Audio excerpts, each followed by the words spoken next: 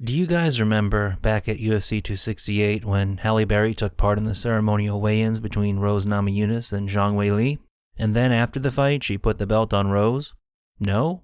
Because that was over 3 months ago? So why am I making this video now? Well, to tell you the truth, it was because I was going to make a review about this movie back in December, but got distracted. I basically finished the entire script for the review though, so I figured I would just make the video anyway. I didn't write a segue though. A disgraced MMA fighter finds redemption in the cage and the courage to face her demons when the son she had given up as an infant unexpectedly re-enters her life. That description sounds pretty generic, but Halle Berry is an Oscar Award winner and it's her directorial debut. Valentina Shevchenko has a prominent role in the film, and an MMA film from the perspective of a female fighter is kind of interesting. This can't be that bad, right? Yo, that's Jackie Justice, right? She used to be famous. That's your son. His daddy died. You have you scrubbing toilets? That fulfills your purpose? All the way from UFC, Jackie Justice! Oh. Okay. To be fair, this movie isn't terrible, and the bar for MMA movies isn't particularly high to begin with. Bruised falls short of a movie like Warrior, but it's still better than your mid-2000s drugstore dollar DVD bin turds like the Never Back Down series. That being said, Bruised has many flaws that prevent it from being a great or even good movie. The obvious problem with this film is that, as a movie about fighting, it's extremely generic. Bruised shamelessly uses every combat sports movie trope and cliche you can think of. A down-on-their-luck broke fighter with serious family drama who is offered an unrealistically big fight to get their career back on track and fix their life. She trains in a dingy gym under a wise guru who tries to make her quit before warming up to her grit and determination. She also fights better when she's filled with rage and just sees red, bro. It's the same tired story that has been told a million times before. The only twist in the format that Bruised brings to the table is that the story is being told from a female perspective. If you've seen Rocky or practically any other film about combat sports since then, the core narrative of Bruised will not surprise you. In the beginning of the film, former MMA fighter Jackie Pretty Bull Justice, yes, that is the character's real name, is working as a maid after having retired from the sport following a fight in which she jumped out of the cage. While working as a maid, she catches the son of her employer filming her changing, causing her to throw the boy to the ground and break his phone. Jackie then flees the scene. When she returns home, we see the way she copes with her day-to-day life, by stealing alcohol from her boyfriend and pouring it into cleaning bottles she hides under the sink. She and her boyfriend Desi, who was her manager, get into an argument about the incident with her employer and her career as a fighter. And you know they're in a toxic relationship because he almost hits her and then they have angry, violent sex. Just as a side note, can you tell this character is Puerto Rican? Following the bout of mixed marital intercourse, Desi takes her to an unsanctioned, no-rules fight club run by an extra from John Wick. You want to fight or you want to run? I know you like to run, like a rabbit, huh? Jackie is goaded into fighting the Fight Club's star attraction, Werewolf, played by BJJ legend Gabby Garcia. She initially tries to avoid the fight, but after taking a bit of a beating, she gets Werewolf to the ground and headbutts her into unconsciousness.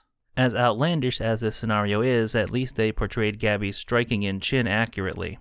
While Desi is tending to her wounds in their car after the fight, they are interrupted by Immaculate, the fictitious owner of Invicta FC, who offers Jackie a fight in his league so she can get back into the UFC. Now, the character of Immaculate is one of the weirder aspects of this movie to me. Invicta FC is a real MMA promotion, and surprisingly it isn't run by some guy named Immaculate who looks like he may have taken more than a little bit of influence from Kimbo Slice. In this movie, Immaculate is shady as shit. Later in the film, he manipulates Jackie into signing a contract without consulting her manager, and at one point admits that he only signed her to be a can for their champion to beat. Why Invicta would be okay with this portrayal of their organization is beyond me. Immaculate's only reason for existing seems to be to advance a few plot points later in the movie, but we'll get to that a bit later. At this point in time, Immaculate just tells Jackie to seek out his secret trainer, Budokan. I want you to contact my top trainer, Budokan, okay? Budokan is supposed to be some kind of elite MMA trainer, but we're left to take that at face value because unless it was mentioned in some one-off line of dialogue, we know nothing about her other than she must be the wise sensei because she meditates. It's like when you want to let the audience know that a character is evil, so you name them something like Damien Malice and have them devilishly bite into an apple. Budokan initially isn't sold on Jackie because she is too old or something. She came in here stinking of cigarettes. She's full of self-pity. Her technique is lacking. And she's fucking old. This is the point where I started to have some questions for the movie.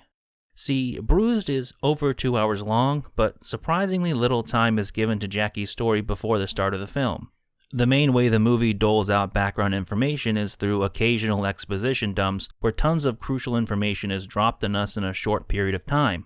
The best, or maybe worst, instance of this info dumping occurs when Jackie's mother shows up at their apartment to give her the son Jackie left with his father 6 years ago. During this bit of dialogue that would sound stilted on an episode of Mountain Monsters, Angel explains, for the benefit of the audience, that little Manny's father, Manny Sr., was an undercover cop who was shot in the head. After his death, his girlfriend dumped Manny Jr. on Angel, who in turn is dumping him on Jackie. That baby, the one you dumped on his dad? Yeah, well, his daddy died. What are you talking about? Father died. Bullet to the head. Manny Sr. worked undercover and he got. Also, we learned that Manny Jr. witnessed his father being shot, but won't talk about it due to the trauma. Not talking, as in a motherfucker don't talk. Some trauma she called it. Initially, I thought they were going to go in a completely different direction with that plot point, but they don't. It's just a weird bit of world building that only serves as a way to not have the kid talk, something that is mildly relevant to the plot later on. Either way, it just shows there is too much going on in this movie, and this scene is only like 15 minutes in. On the other hand, some pivotal events in Jackie's life are either left unexplained or described in a single line of dialogue. Jackie Justice's fighting career before the film is a perfect example of this problem. The movie presents her as being famous enough that she gets recognized by random people on the street who taunt her by bringing up her last fight where she got overwhelmed and climbed out of the cage. Yo, miss, this is you again, sir? Yo, miss. Now maybe I'm being a little incredulous, but how many women's MMA fighters do you think the average person could recognize if they saw them on the street? I would guess maybe 3. Ronda Rousey, Holly Holm, and possibly Miesha Tate. But let's suspend disbelief and say that this is a different universe where women's MMA is vastly more popular and well recognized. There is another issue. On several occasions, we're told something to the effect that Jackie was tearing things up in the UFC before she lost. Jackie, she was killing game in the UFC. Yo, blow the whistle for me. But we learn later in the film that in the fight where Jackie jumped out of the cage, she was the challenger and only 10-0 at the time. Jackie, come on, Jackie, stop this, okay? You are 10-0, on track for a title fight. Then your man's... So basically, she was a hyped up fighter that got derailed before even capturing a title. Now, that isn't necessarily unrealistic. The history of MMA is filled with fighters who built up a substantial amount of fame before or without even capturing a title. Look at Francis Ngannou and his Ford Escort fists before the first fight with Stipe Miocic. Or for a more current example, Khamzat Chimaev is probably the hottest topic in the sport at the moment, but he's still only in the top 10 of his division. He could easily get derailed before winning the belt, if he ever wins the belt.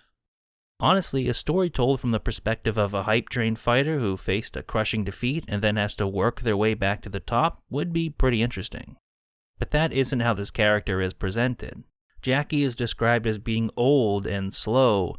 I got 5 other girls, all stronger, faster, younger. And her super secret ninja guru, Budokan, doesn't even want to train her at first.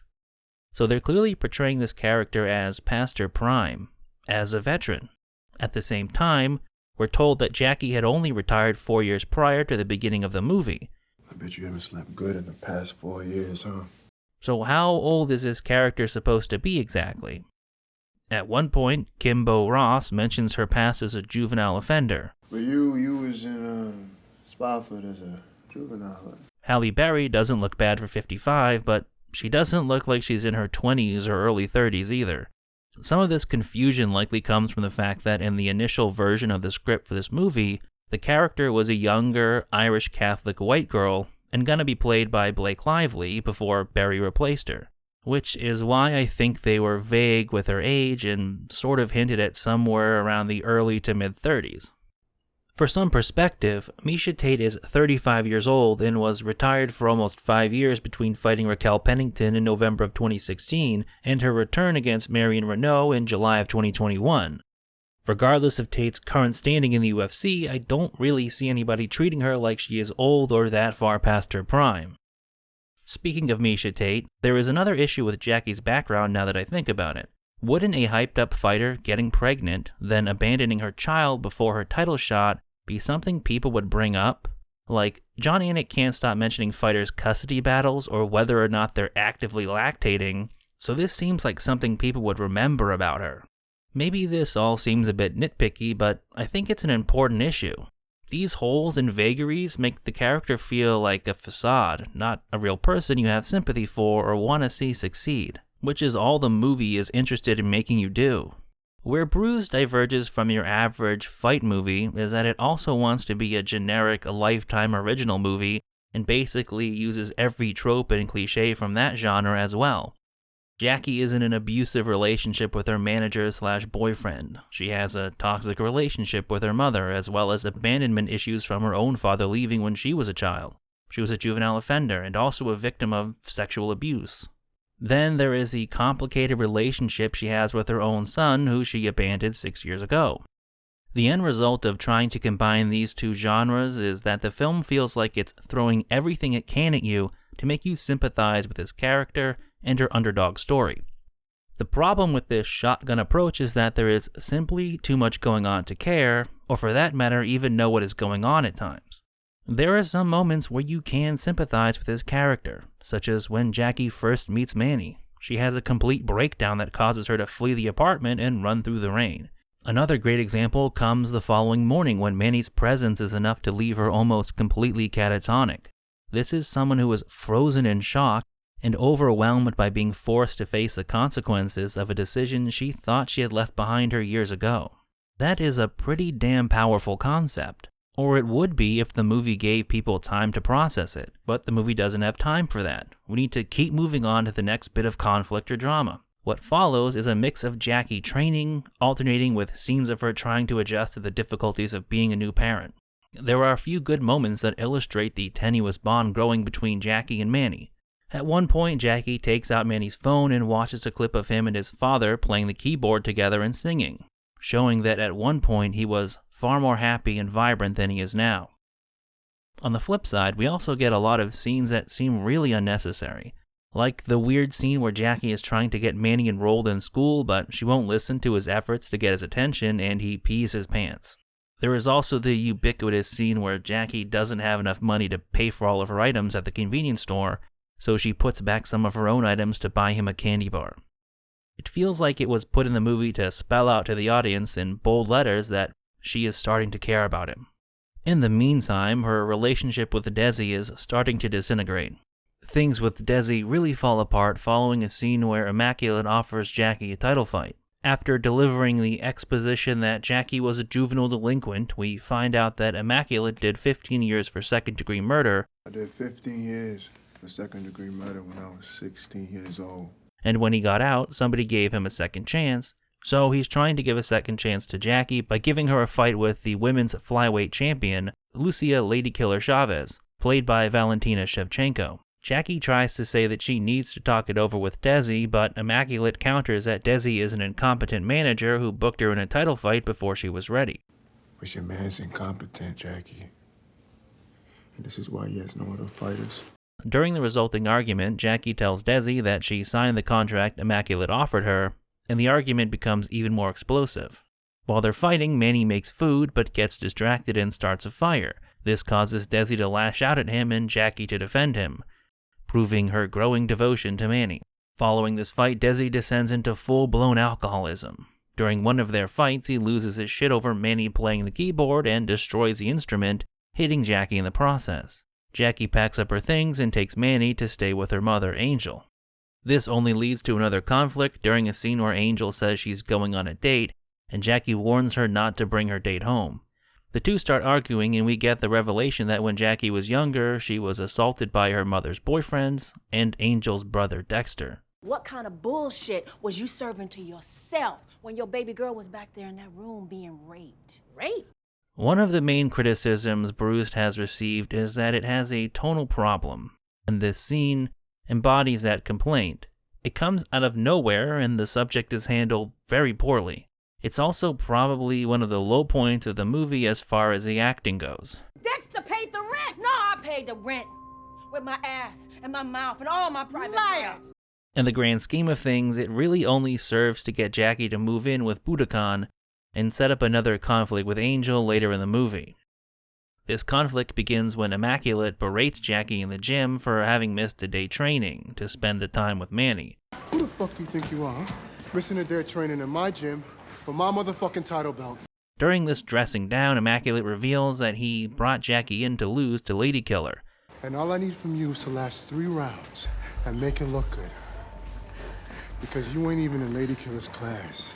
And that it isn't just her shot, it's his shot too. This ain't just your shot, Jackie. This is my fucking shot. Wait, what? That doesn't make any sense. His shot at what? Earlier in the movie, he says that Invicta is the biggest women's league in the game. I run Invicta FC. The biggest female league in the game. You know what I mean? In the brief tidbits we learn about Lucia Chavez, she's billed, well, as a Ladykiller. So how is matching her up with a fighter who has been retired for 4 years his shot at anything? I'm probably putting too much thought into this because this is another scene that is just there to move the plot along. After the incident at the gym, Jackie has a panic attack in a restaurant bathroom, which results in Manny running off, only to be found outside of a movie theater at 11 p.m. and brought to Angel because he had her address written on a napkin. The incident causes Angel to take custody from Jackie and threaten to call CPS if she gives her any trouble about it. In another example of weird tonal changes, this scene leads into a generic training montage set to more sports drink commercial level rap music. After the montage, we get the big emotional scene between Jackie and Budokan, the one where we learn the reason Jackie jumped out of the cage 4 years ago. Nah, just kidding. She doesn't really explain anything. She just says she got scared when she saw Manny, so she ran away, and then during the fight she got scared again and ran away again. Then Budokan tells Jackie that because of the trauma she suffered as a child, she survived on rage, but then she turned all of that rage on herself. With all that rage turned inward, your greatest weapon was pointing right back at you. Damn, I wish I could have some kind of MMA sensei break down the struggle of my entire existence with 3 sentences so I could have a life-changing epiphany. Oh, and then they have sex because nobody saw that coming. The romance is short-lived though, because after another montage where, no shit, they copy Chris Cyborg's emotional weight-cutting scene for some reason, Jackie breaks things off with Budokan right before the fight. In response, Budokan leaves the hotel, taking a bottle of liquor with her. This scene is supposed to be really emotional or something. Maybe it would have been if they hadn't started their relationship 5 minutes ago and if it didn't feel forced to begin with. The acting in this scene is good, but I don't give a shit about their relationship at all. As is, it was another element of the movie that felt shoehorned in just for the sake of it and wasn't fleshed out enough for us to care. It's not helped by the fact that not having Budokan in her corner doesn't seem to affect Jackie's fight with Ladykiller in any meaningful way. Speaking of the fight, there isn't a bunch of over-the-top bullshit, and I will give Halle Berry props for keeping the fight pretty grounded in reality. That being said, in my opinion it's complete overkill, and it's about as predictable as you can imagine. Jackie starts off getting her ass beat, but unlike her last fight, she gets back in there and starts bringing it to Ladykiller. She gets the fight to the ground on several occasions and nearly submits her opponent, only for her to be saved by the bell. It's a valiant effort where she drags her opponent into deep waters, but in the end, she loses a decision. It's fucking Rocky, okay? There really isn't much else to be said about it. In stereotypical fight movie fashion, winning the big fight also seems to solve all the problems in her personal life. She and Bobby make peace, and apparently seeing Jackie put up a good fight made her mother have a change of heart, because she just lets Jackie take Manny with her. And in the closing moments of the film, Manny finally speaks to her. Thank you, Big. So, somehow not only did she heal her own trauma with one MMA fight, but the trauma of her estranged son who watched the father he loved get shot in the face. Yeah, the ending of the movie might be the stupidest part. It's played off as a happy ending, but is it really? Jackie overcame some personal demons or whatever, but we're still a few weeks removed from her having a panic attack in a bathroom and losing Manny. She only made like $20,000 from the fight, so she's gonna have to either keep fighting or find another job. So we have a single mother with virtually no experience parenting, an unstable source of income, and a history of running away from her problems. I'm just saying, a real happy ending would have been Manny getting adopted by some nice, financially stable couple who will give him the love and attention he deserves. Bruised isn't a terrible movie, at least by the standard of MMA movies. Unlike a lot of offerings in the genre, it actually looks like a real movie. It's well shot and the acting is generally pretty good, but the story is where it falls apart. There was simply too much going on and it's all so generic. The movie tries to stuff so many subplots and conflicts into the 2-hour runtime that you have a hard time caring or developing a connection to any of these characters. They want you to care about the relationship between Jackie and Manny, but can't go more than 5 minutes without throwing in more drama that ups the ante even further. Consequently, we lose track of what should be the core of the story in favor of umpteen catastrophes. The movie is also really predictable. Just by reading the description, you know how the fighting aspect of the film is going to end.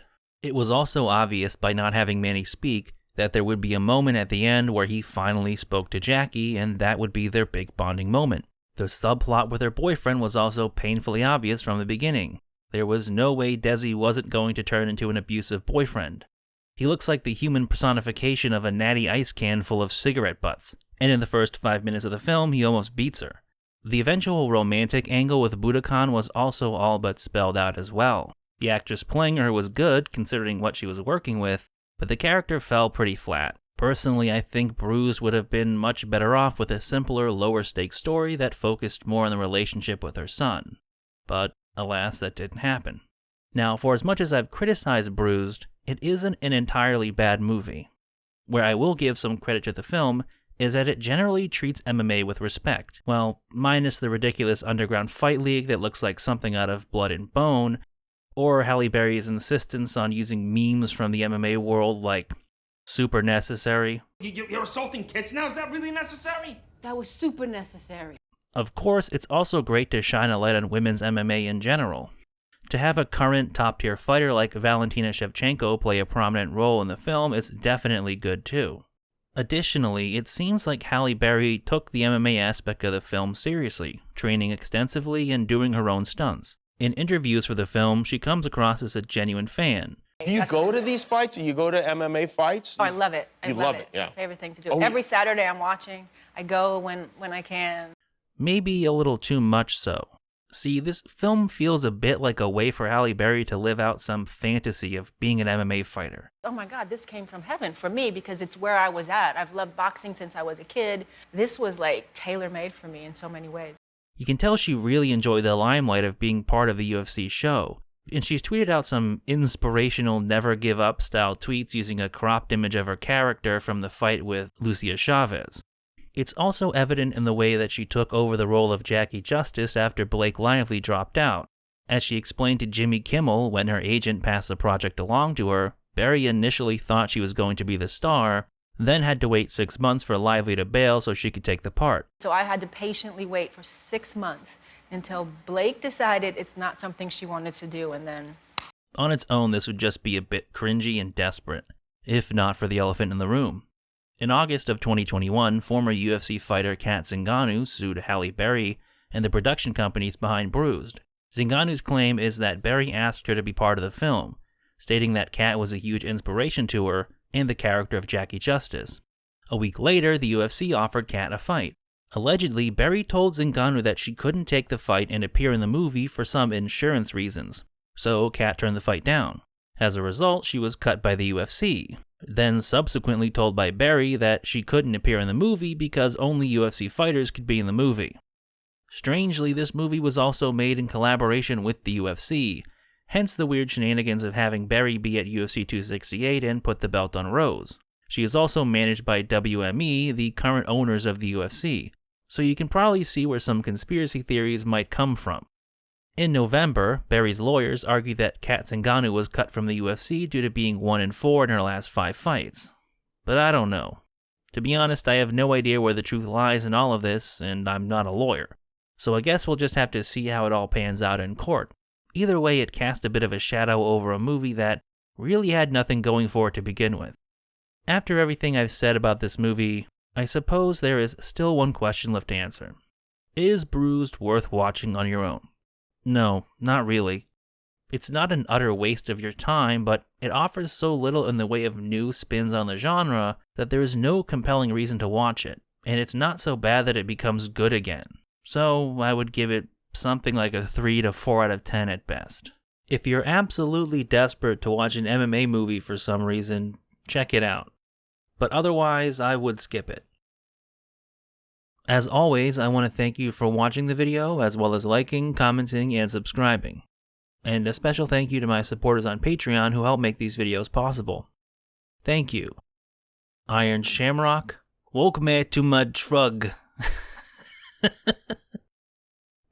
Fightback CBD, Ryan Cedor, Dan Thomas, Mike Roballs, Red at 78, Zvadyet, Jackson, Big Raj Homeless as Fuck Mans, Firebrand, Trey Bulls, Snepsts, I Said No Cops, Paulo Gomez, Alex, Kyle, Hassan Jokai, Tambi Helmick, Neem, and Kevin Howard.